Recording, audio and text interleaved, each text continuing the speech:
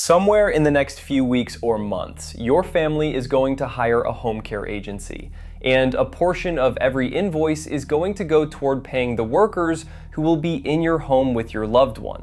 What most families do not know before that first payment clears is that the federal government maintains a searchable database of every wage theft enforcement action taken against home care agencies across the United States. It is free, it requires no account, it has been online for years, almost no one uses it. Here is the number that makes this database worth knowing. The Department of Labor's Wage and Hour Division identified violations in nearly 90% of more than 1,200 home care and nursing care investigations conducted between 2020 and 2022 alone, recovering more than $16 million for more than 13,000 workers in that 2-year period. The agencies in that record are not fringe operators. They are national franchise brands with professional websites and admissions coordinators trained to answer every question a family is likely to ask, except the one that ends with a federal enforcement search. By the end of this video, you will know the exact search sequence that pulls the enforcement history of any home care agency in under 5 minutes, and the specific dollar threshold and violation type that should stop your hiring process before it becomes a contract.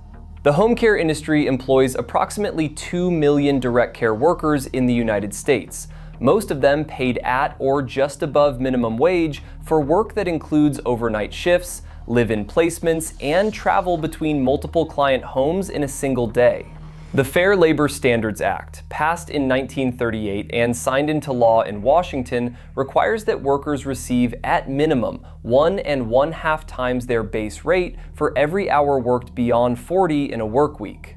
For decades, home care workers were explicitly exempt. That exemption ended when a Department of Labor final rule, issued in October of 2013, extended overtime and minimum wage protections to approximately 2 million additional workers. Enforcement of that rule began in November of 2015, following a period of legal challenge. The agencies knew this change was coming. They had more than 2 years from the rule's publication to restructure their pay models.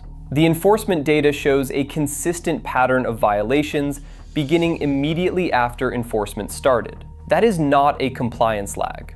That is a business decision. The documented record names the companies involved. Visiting Angels, a national franchise headquartered in Bryn Mawr, Pennsylvania, has appeared in multiple wage and hour enforcement actions across several states, including a class action lawsuit filed in 2019 by caregivers alleging failure to pay overtime. Right at Home, incorporated in Omaha, Nebraska, with more than 600 franchise locations domestically, has accumulated enforcement findings in multiple jurisdictions. Comfort Keepers, founded in Irvine, California, and now owned by a private equity firm called the Halifax Group, following Sodexo's sale of the brand in 2023, has faced wage and hour actions covering minimum wage and overtime violations. Pattern enforcement under the same brand name across multiple jurisdictions is not a franchise management problem.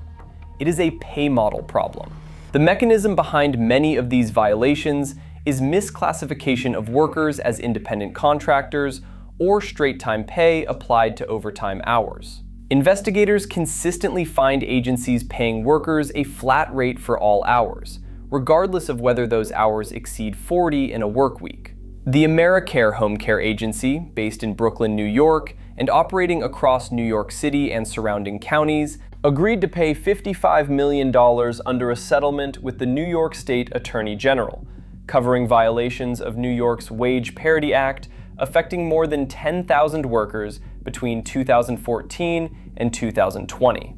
AmeriCare had tracked what it owed workers under state law, and, according to the Attorney General's investigation, knowingly failed to deliver the full amount. That settlement, finalized in December of 2025, is documented in public court records today. The part of this that most families miss is not the settlement amount. It is what the amount reveals about duration. A $55 million recovery does not represent 1 or 2 years of underpayment.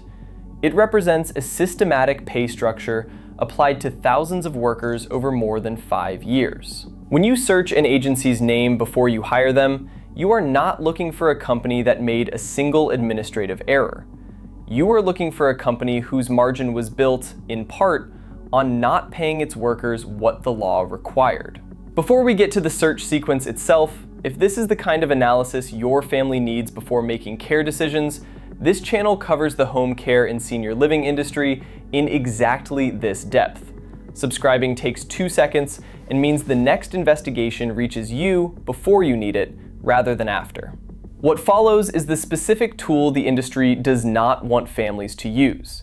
The deeper you get into how the wage and hour enforcement database is structured, the more one pattern becomes impossible to ignore. The agencies with the most significant enforcement histories are frequently the same agencies advertising most heavily on the platforms families use to begin their search. Here is what the enforcement data actually shows when you look at it carefully. It is not a record of isolated incidents.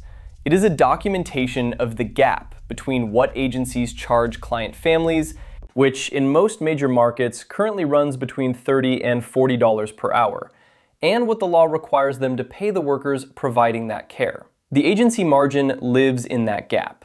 For agencies with enforcement histories, part of that margin was constructed by underpaying workers in violation of federal or state law. That is not a staffing problem. That is a revenue strategy. The AmeriCare settlement is the number this industry does not want attached to its admissions conversations: $55 million. A Brooklyn-based agency with professional materials and a credentialed process operating across New York City and surrounding counties. The enforcement record was publicly documented the entire time.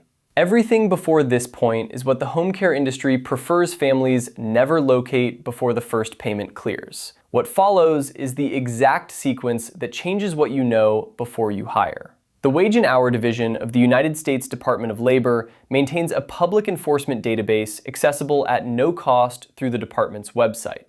Search for it by typing Department of Labor Workers Owed Wages into any search engine. The first result takes you to the search interface.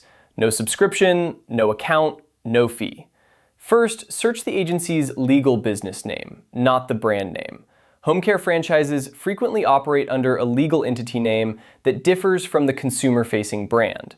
Ask the agency for their legal entity name before you run the search. Time required, 2 minutes. Cost, none. This step prevents a clean brand name result from hiding enforcement actions filed against the operating entity. Second, filter results to the Personal and Household Services Industry Code. This eliminates unrelated results and surfaces only home care actions. Time required, 3 minutes. Cost, none. This step ensures you are reading violations relevant to the exact type of work being performed in your home. Third, review every result for violation type and back wages recovered. Minimum wage violations mean the agency paid workers below the legal floor. Overtime violations mean the agency failed to pay the required time and a half rate. Any single action recovering more than $100,000 indicates a systemic violation rather than an administrative error. Time required, 5 minutes per agency. Cost, none. This step tells you whether the agency's labor record is a pattern before you invite their worker into your home. Fourth, cross-reference the enforcement record against the agency's state licensing board record. Federal wage violations and state labor complaints frequently overlap, and the two records together reveal what neither shows alone. Time required, 10 minutes, cost, none. Fifth, ask the agency in writing whether they have been subject to any wage and hour investigation or state labor enforcement action in the last 10 years. Agencies with clean records answer without hesitation. Agencies with enforcement histories either confirm what you have found or respond evasively. An evasive response is itself a data point before you sign. Time required, 5 minutes, cost, none. The complete protocol takes under 30 minutes. A family that skips it and hires an agency with a documented enforcement history does not typically lose money directly because the financial harm flows to the workers. What the family loses is the accurate picture of who they hired and what that company's relationship with its workforce looks like. That picture matters when the person providing care for your loved one is in your home and you are not. Before this video, you were someone the home care industry's admissions process was designed to move through the hiring conversation without ever mentioning a federal enforcement database existed. You are now someone who knows the database name, the search sequence, and the thresholds that tell you what you are actually hiring before you sign. If you are currently hiring a home care agency, or if your family is about to begin that process, share what you find in the comments. The pattern of what these searches actually return when families run them is part of the story this channel is trying to document. Every video on this channel is built around one principle. Your family deserves to know how this system actually works before you are inside it. Subscribe so the next investigation reaches you in time to use it.